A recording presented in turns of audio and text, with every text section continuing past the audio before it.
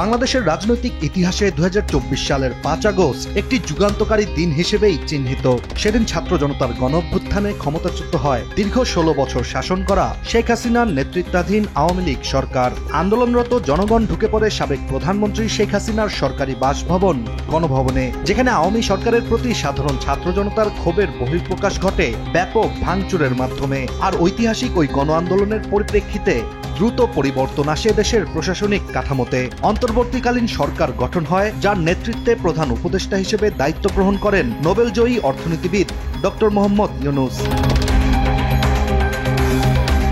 সরকার পতনের পরপরই গণভবন নিয়ে নতুন এক যুগান্তকারী সিদ্ধান্ত নিয়েছিল অন্তর্বর্তীকালীন প্রশাসন। ভাঙচুর ও প্রতীকী পতনের সাক্ষী হয়ে ওঠা এই ভবনকে স্মৃতি হিসেবে সাজিয়ে রাখতে এটিকে জাদুঘরে রূপান্তর করার সিদ্ধান্ত নেওয়া হয়। জুলাই গণঅভ্যুত্থান স্মৃতি জাদুঘর নামে নতুন এই প্রতিষ্ঠানে স্থান পাবে শেখ হাসিনার শাসনামলের নানা বিতর্কিত অধ্যায়, যার মধ্যে থাকবে পিলখানা হত্যাকাণ্ড, গুম খুন, আয়নাঘর, শাপলা চত্বরের ঘটনা, ভোট জালিয়াতি ও দমনপীড়নের দলিল দস্তাবেজ। এদিকে জাদুঘরের নির্মাণ কাজ প্রায় শেষ, অন্যদিকে জাতীয় নির্বাচনের সম্ভাব্য তারিখও এগিয়ে আসছে। ফলে অনেকের মনেই প্রশ্ন উঠতে শুরু করেছে, গণভবন জাদুঘরে পরিণত হলে আগামী প্রধানমন্ত্রী কোথায় থাকবেন?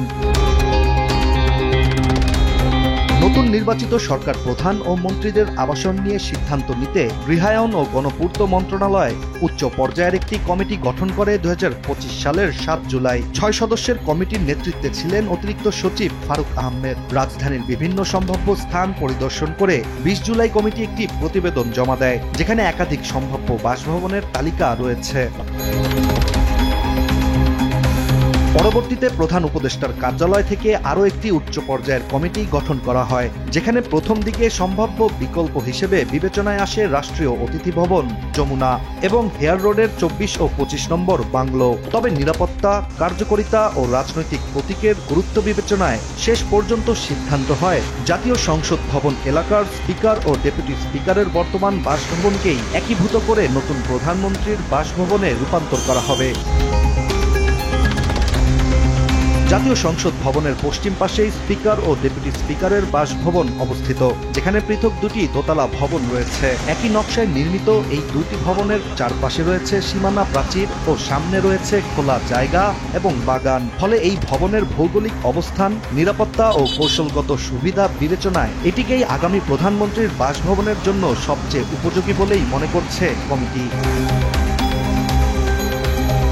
নতুন প্রধানমন্ত্রীর বাসভবন বাছাইয়ের সিদ্ধান্ত বাস্তবায়নে ২১ সেপ্টেম্বর গৃহায়ন ও গণপূর্ত সচিব, সংসদ সচিবালয়ের সচিব, প্রধান উপদেষ্টার সামরিক সচিব, এসএসএফ এর মহাপরিচালক সহ একটি সরকারি প্রতিনিধি দল সরেজমিন পরিদর্শন করে নির্বাচিত ভবন দুটি। পরবর্তীতে ২৩ সেপ্টেম্বর নিরাপত্তা বাহিনীর সদস্যরাও পুরো এলাকা পরিদর্শন করেন। এছাড়া সংশ্লিষ্ট কর্তৃপক্ষরা জানিয়েছেন, ভবন দুটির মধ্যে যোগাযোগের জন্য নির্মাণ করা হবে ২ স্তর বিশিষ্ট একটি করিডোর, যা বাড়াবে কার্যকারিতা ও নিরাপত্তা।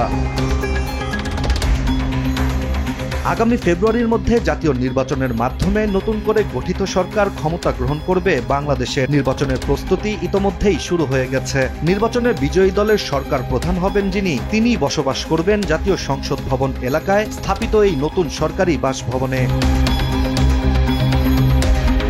ইশতিয়াক হোসেন, দেশ টিভি।